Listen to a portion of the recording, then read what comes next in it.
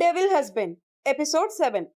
పక్కనున్న బెల్ ఐకాన్ని ప్రెస్ చేస్తే నేను ఎపిసోడ్స్ అప్లోడ్ చేయగానే మీకు నోటిఫికేషన్స్ వస్తాయి. ఇక ఆలస్యం చేయకుండా మనం కథలోకి వెళ్ళిపోదాం. అలాంటి డెవిల్ మీద నాకు నమ్మకం లేదు. నేను ఇప్పుడే వెళ్ళి అతన్ని గట్టిగా నిలదీసి నా చెల్లెల్ని తమ్ముణ్ణి నా ముందుంచమని అడగాలి. వాళ్ళు ఎలా ఉన్నారోనని నాకెంత భయంగా ఉందో నీకేం తెలుసు అని అరిచినట్టే మాట్లాడి చుట్కీ చెయ్యి విదిలించుకొని కిందకి వెళ్ళిపోయింది శక్తి. రుద్రాంష్ అని గట్టిగా వినిపించిన ఓ వ్యక్తి అరుపుకి స్టెప్స్ కింద వరకు వెళ్ళిన ఆమె అడుగులు అక్కడే ఆగిపోయాయి భయంతో. కానీ అప్పటికే అక్కడున్న అందరూ ఆమెను చూసేశారు కూడా. కొంగు ముసుగు కూడా లేకుండా వచ్చిన ఆమెను పట్టి పట్టి చూస్తున్నారు వాళ్ళు. మండపంలోకి ముహూర్త సమయానికి పరుగున వచ్చి అప్పటికే రుద్రాంష్ శక్తిశ్రీల పెళ్లితంతు ముగియడంతో బుసలు కొడుతూ వెళ్ళిపోయిన ఆ అమ్మాయి కూడా అక్కడే ఉంది. శక్తిని చూడగానే ఆమె రెండే అంగల్లో శక్తి దగ్గరికి వెళ్ళి గొంతు పట్టుకుంది. అక్కడేం జరుగుతుందో ఆమెకు అర్థమయ్యే లోపల క్షణాల్లోనే తన దగ్గరకు వచ్చి గొంతు పట్టుకున్న అమ్మాయిని కళ్ళు పెద్దవి చేసి చూస్తూ ఏదో మాట్లాడాలని శక్తి చూసేంతలోనే ఎప్పుడొచ్చాడో అక్కడికి మరి వచ్చాడు రుద్రాంష్. శక్తి గొంతు పట్టుకున్న అమ్మాయిని how dare you to touch my wifey అని బేస్ వాయిస్లో అరుస్తూ ఓ చేత్తో శక్తిని పట్టుకొని తన వైపు లాక్కుంటూనే ఆ అమ్మాయిని ఇంకో చేత్తో పక్కకు లాగి నెట్టినట్టే తోసేశాడు. కనీసం ఆడపిల్ల అనే కన్సర్న్ కూడా లేకుండా అలా తోసేయడం చూసి తనని భార్యగా అంత గట్టిగా చెప్పింది పట్టించుకోకుండా మరింత భయంగా చూస్తుంది ఈసారి అతన్ని శక్తి. రుద్రాంష్ అని అతన్ని అడ్డుకుంటున్నట్టుగా మరోసారి ఇంతకు ముందు వినిపించిన అదే గంభీరమైన స్వరం మళ్ళీ వినిపించింది మ్యాన్షన్ మొత్తం దద్దరిల్లేలా. అప్పుడు చూసింది ఆ అరుపరిచిన వ్యక్తి వైపు శక్తి. పెళ్లిలో తన బాధలో తనున్న ఆమె ఆయన్ని చూడలేదు గాని ఆయన మరెవరో కాదు. అగ్ని ప్రదక్షిణలు జరిగే సమయంలో మధ్యలో ఆగకూడదని రుద్రాంష్ని హెచ్చరించిన పెద్ద ఆయన. చూసారా నాన్న మీ మనవడు? అది ఎవరితో మ్యారేజ్ బ్రోకర్. దానికోసం నా కూతురుతోనే ఎలా బిహేవ్ చేస్తున్నాడో. అలాంటిది మీరు వీడి చేతిలో ఆస్తంతా పెడతానంటున్నారు. ఇప్పుడు మన ఈ నందన్స్ పరివార్కి ఈ దిక్కుమాలిన రోజు కూలీకి పనిచేసే అమ్మాయి కోడలా? ఛా అంటూ శక్తిని చేదరింపుగా చూస్తూ ముందుకు వచ్చింది శక్తి గొంతు పట్టుకున్న అమ్మాయి తల్లి జగదీశ్వరి. నా భార్య కోసం ఇంకొక్క మాట తప్పుగా మాట్లాడినా నువ్వు రుద్రాంష్ చేతుల్లో ఈరోజు ఊపిరి వదిలేస్తావు అంటూ శక్తి భుజం చుట్టూ చేయి వేసి ఆమెను దగ్గరకు లాక్కున్నాడు రుద్రాంష్. తనకు అటువంటి మాటలు అలవాటే అయినా ఎవరో కూడా తెలియని మనిషి తిడుతుంటే అప్పటికే శక్తి కళ్ళల్లో కన్నీళ్లు చిప్పిల్లాయి. కానీ రుద్రాంష్ తనని ఎప్పుడైతే నా భార్య అని సంబోధించాడో ఆ క్షణమే శక్తికి తన ప్రపంచం మొత్తం స్తంభించినట్లయిపోయింది. అతని అరుపుకి భయపడినా కూడా కళ్ళల్లో పొగరు ఏమాత్రం తగ్గలేదు జగదీశ్వరికి. అప్పటికే కూతురు రాగాలు మొదలు పెడితే ఆ రాగాలు వింటూ జగదీశ్వరి భర్త శరత్ రామన్ కూడా రుద్రాంష్ తాతగారి పక్కకు వచ్చి నిల్చొని, ఇలా మీ మనవడు నా భార్యని నా కూతుర్ని ఓ అనామకురాలి ముందు అవమానించడం నాకు నచ్చలేదు మావయ్య అన్నాడు గంభీరమైన స్వరంలో. నాకు కూడా నచ్చలేదు మీరందరూ ఇలా నందన్ పరివార్ కోడల్ని ఇబ్బంది పెట్టడం అన్నాడు అంతే పొగరుగా రుద్రాంష్. అసలు ఇలా ఎందుకు చేశారు రుద్రాంష్ మీరు? పెళ్లి కూతురు పెళ్లి నుంచి పారిపోతే ముందుగా మాకు తెలియాల్సింది కదా. మేము చూసుకునే వాళ్ళం కదా అంతా. మీరే ఎందుకు ఇంత పెద్ద నిర్ణయం తీసుకున్నారు అని భూపతి నందన్ గారు మాట్లాడుతూ ఉండగానే ఆయన మాటలతో అందుకుంటూ ఒక్క కాల్ నువ్వు నాకు చేసి ఉండాల్సింది కదా బావా ఆ టైంలో. ఇలా ఈ అలగా దాన్ని అంటూ శక్తిని చూపిస్తూ తన దగ్గరకు రాబోయిన మరదల్ని ఒక్క చూపుతోనే అడుగు ముందుకు పడకుండా ఆపేశాడు రుద్రాంష్. అంతా గమనిస్తూనే ఉన్న శక్తి చూపులు ఈసారి రుద్రాంష్ వైపు తిరిగాయి. తన భుజాన్ని గట్టిగా అదేదో అతని సొత్తే అన్నట్టు పట్టుకోవడం, నా మనిషి అంటూ ఏ ఒక్కరి మాట కూడా తనపై పడకుండా అతను తనని కాపు కాయడం ఆమెలో ఒక వింత అనుభూతిని పుట్టించింది ఈ క్షణం. పుట్టి బుద్ధెరిగిన దగ్గర నుంచి ఎవరూ లేని అనాథగా తమ్ముణ్ణి చెల్లెల్ని చూసుకుంటున్న ఆమెను ప్రతి ఒక్కరూ అనే మాటలే ఇవన్నీ. కానీ ఏ ఒక్కరు ఈ మనిషి అంటూ, నా మనిషి అంటూ దగ్గరికి తీసుకునే వాళ్ళని ఈ రోజు వరకు ఆమె చూడలేదు. కానీ మొట్టమొదటిసారి తన కోసం ఒకరు తన మనిషి అంటూ మాట్లాడే వాళ్ళని చూస్తుంది ఆమె. ఆస్తి కోసమే ఆస్తి కోసమే చేస్తున్నావు కదరా నువ్వు ఈ పెళ్లి? ఇదే ఇలాంటి ముక్కు, మొహం తెలియని అమ్మాయిని చేసుకునే కన్నా, నీ మరదల్ని చేసుకుంటే తాతయ్య ఆస్తి నీకు ఇవ్వనంటారా? ఎందుకలా మా ఎవ్వరికీ తెలియకుండా, మాలో ఎవ్వరిని ఒక్క మాట కూడా అడగకుండా ఇంత పెద్ద నిర్ణయం నీ ఒక్కడివే తీసుకున్నావు? అంటూ నిలదీశారు ఇంతవరకు ప్రేక్షక పాత్ర వహించిన వింధ్యావతి గారు. అందరినీ నిప్పులు కక్కే కళ్ళతో కాల్చేసేలా చూస్తున్న అతను వింధ్యావతి గారి ముందుకు వచ్చిన క్షణాన మాత్రం చాలా కూల్‌గా మారిపోతూ, నందన్స్ పరివార్ ఆస్తి మొత్తం ఈ రుద్రాంశ్ నందన్ సొంతం. కానీ పందుల్లా ఇంట్లో పడి మేసేది కాక, నాకే సొంతం కాకుండా ఈ ఆస్తిని కొట్టేయాలని చూస్తున్న దొంగల నుంచి కాపాడటానికి, ఆ దొంగల ముఠాలోనే ఒక మనిషిని తెచ్చుకుని పెళ్లి చేసుకునేంత మూర్ఖత్వం నాలో లేదు పిన్ని. అన్నాడు జగదీశ్వరి, ఆమె భర్త శరత్ రామన్, ఇంకా వాళ్ళ కూతురు సుహానికలను చూస్తూనే రుద్రాంశ్. తమనే అంటున్నాడని చాలా క్లియర్ కట్‌గా అర్థమవుతుంటే, జగదీశ్వర్ వెంటనే నోరు పెద్దది చేసుకొని, "నా తండ్రి ఇంట్లో మేముంటున్నాం. నా తండ్రి పెట్టింది మేం తింటున్నాం. అదంతా నీ ఒక్కడి ఆస్తే ఎందుకవుతుంది?" అని అడ్డంగా వాదించాలని చూసింది. "నాది మాత్రమే అదంతా. నాది మాత్రమే" అంటాడు. నాది అనే పదాన్ని నొక్కి పలుకుతూ మరి జగదీశ్వరి కళ్ళల్లోకి సూటిగా చూస్తూ రుద్రాంశ్. ఆ ఇంటి ఆడబడుచుని నేను. ఇంట్లో ఉండే హక్కు ఆ మాత్రం లేదా నాకు? నందన్స్ పరివార్ బిడ్డను నేను. ఈ ఆస్తి మీద ఆ మాత్రం హక్కు లేదా నాకు? అంటూ మరింత గట్టిగా అరిచింది జగదీశ్వరి. ఈసారి భూపతి గారే స్వయంగా కూతురు మాటలకు అడ్డుపడుతూ, "లేదు ఈశ్వరి నీకు. నందన్స్ పరివార్ కూతురుగా రావాల్సిన, నీకు ఇవ్వాల్సిన, నీకు దక్కాల్సిన ప్రతి రూపాయి ఎప్పుడో ఇచ్చేశాం. ఇప్పుడు ఇంకా నీకా ఆస్తి మీద ఎటువంటి అధికారం లేదు. ఈ ఆస్తి మొత్తం ఉన్న ఏకైక వారసుడు రుద్రాంశ్ గారికే సొంతం" అన్నారు కంగుమనే స్వరంలో. అది వింటూ జగదీశ్వరి ఏడుపు రాగాలు తీస్తూ ఏదో గట్టిగా మాట్లాడాలని చూసేంతలో శరత్ రామన్ ఆమె చేయి పట్టుకొని వెనక్కి లాగి, కళ్ళతోనే మాట్లాడొద్దని వారించాడు. వింధ్యావతి గారు రుద్రాంశ్ ముందుకొచ్చి అతను పట్టుకున్న శక్తినే ప్రేమగా చూస్తూ, "చాలా ముద్దుగా ఉన్నావు. నీ పేరేంటి?" అని అడిగారు బుగ్గలు పట్టుకొని లాగుతూ. ఆవిడ అంత నెమ్మదైన స్వరంలో మాట్లాడుతుంటే చెప్పాలా వద్దా అన్నట్టు రుద్ర వైపు కళ్ళు తిప్పి చూస్తుంది శక్తి. శక్తి అలా పేరు చెప్పడానికి కూడా తన పర్మిషన్ అడగడం అతనికి చాలా నచ్చింది. కార్నర్ స్మైల్ చేస్తూ చెప్పమన్నట్టు కళ్ళార్పాడు రుద్ర. "శక్తి, శక్తిశ్రీ" అంటూ తన పేరు చెప్పి చిన్నగా నవ్వింది. ఆవిడ నవ్వుకు కూడా బదులిస్తున్నట్టుగా శక్తి. "రుద్రాంశ్ నందన్ గారు, మీరు ఏది ఎలా ఉన్నా కూడా ఇలా చేయడం తప్పే. మీరు మన వంశ పరువు ఆ పారిపోయిన పెళ్లికూతురు వల్ల పోకుండా కాపాడారేమో గాని, ఇలా కనీసం మమ్మల్ని సంప్రదించకుండా, మీకు నచ్చినట్టుగా ఒక మనిషిని పెళ్లి చేసుకొని, ఇప్పుడు తనే మా ఇంటి కోడలనడం ఖచ్చితంగా తప్పే" అంటారు భూపతి గారు గంభీరమైన స్వరంలో. అది తనకు లెక్కలేనట్టు మొహం పక్కకు తిప్పుకున్నాడు రుద్రాంశ్. "మీరు కూడా మీకు దక్కాల్సిన ఆస్తి కోసమే ఈ పెళ్లి చేసుకున్నారని మా అనుమానం. అందుకే ఇప్పుడే మీ చేతుల్లో ఈ ఆస్తి మొత్తం పెట్టాలని మేమనుకోవట్లేదు" అన్నారు భూపతి గారు.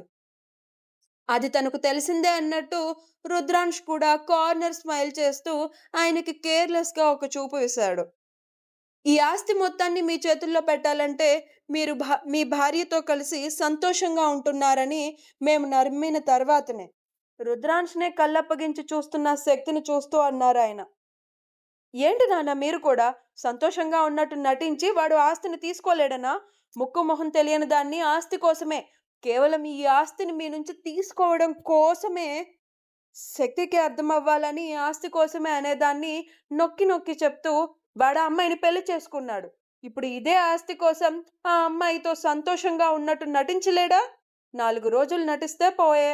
ఆస్తి మొత్తం మీరు తెచ్చి వాడి చేతుల్లో పెడతారు. వాడికి కావాల్సింది కూడా అదే కదా!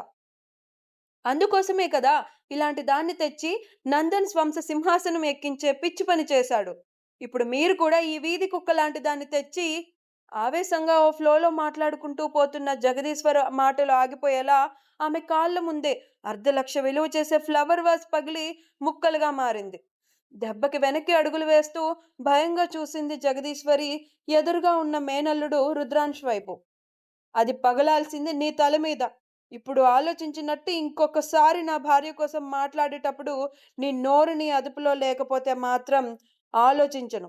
ఖచ్చితంగా నీకు నేను నీ చావుతో హాయ్ చెప్పిస్తాను అన్నాడు ఇల్లు మొత్తం దద్దరిల్లిపోయేంత హై పిచ్ వాయిస్‌లో. అతని కోపాన్ని చూసి శక్తి దూరం జరగబోయింది భయంతో. కానీ ఆమెను ఇంచు కూడా తనకు దూరం జరగనివ్వకుండా మరింత దగ్గరగా లాక్కొని భూపతి గారిని చూస్తూ, నా భార్యతో నేను సంతోషంగా ఉంటున్నానని మిమ్మల్ని నమ్మించాల్సిన అవసరం నాకు లేదు. అయినా కూడా నాకు నా ఆస్తి కావాలి. కాబట్టి చెప్పండి. ఎలా నమ్ముతారు మీరు నా భార్యతో నేను సంతోషంగా ఉంటున్నానని? చెప్పండి ఎప్పుడిస్తారు మీరు నా ఆస్తి నాకు? అంటూ సూటిగా తన ప్రశ్నలు తాను వేసేశాడు రుద్రాంశ్. భూపతి గారు మనవడిని చూసి తనదైన చిరునవ్వుతో, సరిగ్గా సంవత్సరం తర్వాత ఇదే రోజున మీ మొదటి పెళ్లి రోజున నేను ఈ ఆస్తి మొత్తాన్ని ఇంటి కోడలి చేతిలో పెడతాను. అది కూడా తను మీతో సంతోషంగా ఉన్నాననే మాట తన నోటితో చెప్తేనే. సంవత్సరం తర్వాత అని తను అనుకున్నంత సమయాన్ని తాతగారి నోటి వెంట నుంచి విని రుద్ర ఈవిల్ స్మైల్ చేస్తూ అసద్‌ని చూసినంతనే శక్తి చేతిలో ఆస్తి మొత్తాన్ని పెడతాను. అది కూడా ఆమె సంతోషంగా ఉన్నానని చెప్తేనే అని పెట్టిన కండిషన్‌కి రుద్రాంష్‌లో కోపం పీక్స్‌కి పోయింది. తన చేతిలో పెట్టడమేంటి? అన్నాడు తాతగారిని సూటిగా చూస్తూ అతి కష్టం మీద లోపలే తన కోపాన్ని అణుచుకుంటూ. మీ భార్య మీలో సగం. ఆమె మీతో సంతోషంగా ఉంటే మీకు తనతో జీవితం సంపూర్ణంగా అనిపిస్తుందంటే అప్పుడు మీరిద్దరూ వేరు వేరు కాదు. ఒక్కటే. కాబట్టి మీరిద్దరూ ఒక్కటిగా మీ జీవితాలను సాగిస్తున్నప్పుడు ఇద్దరిలో ఎవరికిచ్చినా ఈ ఆస్తిని ఒక్కటే కదా! కాబట్టి తన చేతికిస్తాను ఈ ఆస్తి మొత్తాన్ని. ఏ మాత్రం పెదవులపై నవ్వుని చెదరనివ్వకుండా తన నిర్ణయాన్ని చెప్పారు భూపతి గారు. మీరు కావాలనే చేస్తున్నారు కదా ఇదంతా? ఈ ఆస్తి నాకు దక్కకుండా చేయాలని చేస్తున్నారు కదా! అంటూ ఒక్కసారిగా శక్తిని వదిలి భూపతి గారి మీదకి ఫోర్స్‌గా వచ్చాడు రుద్రాంశ్. అతని కోపం ఎలా ఉంటుందో తెలిసిన అసద్ వెంటనే అలర్ట్ అవుతూ జగదీశ్వర్‌ని దాటుకొని వచ్చి రుద్రాంష్‌ని గట్టిగా పట్టుకొని అడ్డుకుంటే, ఎందుకింత కోపం వస్తుంది రుద్రాంశ్ నందన్ గారు మీకు? ఆవేశంలో ఆలోచన లేకుండా ఆస్తి కోసం పెళ్లి మాత్రం జరిగితే చాలు, అమ్మాయి ఎవరనేది కూడా అనవసరం అనుకొని పెళ్లి చేసుకున్నారు. ఈ అమ్మాయి జీవితాన్ని ప్రశ్నార్థకంగా మార్చి మా దగ్గర నుంచి ఆస్తిని తీసుకొని వదిలేద్దాం అనుకుంటున్నారా ఇప్పుడు మీరు? కుదరదు. మీరు చేసిన ఈ తప్పుకి మేము బాగా ఆలోచించి తీసుకున్న నిర్ణయం ఇది. మీతో మీ భార్య సంతోషంగా ఉంటేనే మీకు నందన్స్ ఆస్తి మొత్తం దక్కుతుంది. లేదంటే మనం నిర్వహిస్తున్న చారిటీ సంస్థలకే ఆస్తి మొత్తం ఇచ్చేయాల్సి ఉంటుంది. సరిగ్గా మీకు సంవత్సర సమయం. అంతా బావుంటే ముఖ్యంగా ఇప్పుడు ఎవరో కూడా తెలియని ఆ అమ్మాయి ఈ ఇంట్లో మీ భార్యగా సంతోషంగా తిరిగే రోజున, ఇదే రోజున నేను తన చేతుల్లో ఈ ఆస్తి మొత్తాన్ని పెడతాను. కాబట్టి ఇక నుంచి మీరు చేయాల్సిందేదీ లేదు. మీ భార్యతో మీరు సంతోషంగా ఉంటే అంతే చాలు. తను నందన్స్ పరివార్ కోడలుగా అన్ని గౌరవ మర్యాదలను పొందేలా జాగ్రత్తగా చూసుకునే బాధ్యత కూడా ఇక నుంచి మీదే. గట్టిగా తన మాటని చెప్పేసి, ఒక 2, 3 రోజుల్లో రిసెప్షన్ పెట్టాలి అనుకుంటున్నాను. పెళ్ళైతే మీరు కుటుంబంతో సంబంధం లేకుండా మీకు నచ్చినట్లుగా చేసుకున్నారేమో కానీ, రిసెప్షన్ మాత్రం నందన్స్ వారసుడిగా మీకు ఎంత వైభవంగా జరగాలో అలానే జరుగుతుంది. అమ్మాయిని ప్రపంచానికి నందన్స్ కోడలుగా పరిచయం చేయాలి కదా! అని చెప్పేసి బయటకు వెళ్ళిపోయారు భూపతి నందన్ గారు స్టిక్ సహాయంతో నడుస్తూ. వెళ్ళిపోతున్న ఆయన్నే బొమ్మలా చూస్తూ నిల్చుండిపోయింది శక్తి. ఆమె మనసులో ఎన్నో ప్రశ్నలు. ప్రస్తుతానికి ఆమె తన చెల్లెలు, తమ్ముడు గురించి కూడా మర్చిపోయింది. కేవలం ఇప్పుడు తన భవిష్యత్తేంటి రుద్రాంష్‌తో అనేది మాత్రమే ఆలోచిస్తుంది. జగదీశ్వరి తండ్రి తీసుకున్న నిర్ణయాన్ని ఎదుర్కోలేక, అలా అని ఒప్పుకోలేక రుద్రాంష్‌నే చూస్తూ, జరిగిందేదో జరిగిపోయింది రుద్ర. ఆస్తి కోసం నువ్వు అమర్యాదగా వస్తుంది. అలాంటి మాటని అక్కడితో మింగేసి, ఆస్తి కోసం నువ్వు ఈ అమ్మాయిని పెళ్లి చేసుకున్నావు. కానీ ఇప్పుడు నువ్వు సంతోషంగా ఉన్నట్టు నటించి ఆస్తి మొత్తాన్ని తీసుకోవాలన్నా అది కుదరదు. పోయి పోయి ఎవరో కూడా తెలియని ఓ అమ్మాయికి ఇన్ని లక్షల కోట్ల ఆస్తిని అప్పచెప్పాల్సి వస్తుంది. దీనికన్నా నువ్విప్పుడే ఈ పెళ్లిని రద్దు చేసుకొని నా కూతుర్ని చేసుకో అల్లుడు. తాతగారు కూడా ఈ కండిషన్స్ అన్నీ వదిలేసి వెంటనే ఈ ఆస్తి మొత్తాన్ని నీ చేతిలోనే పెట్టేస్తారు.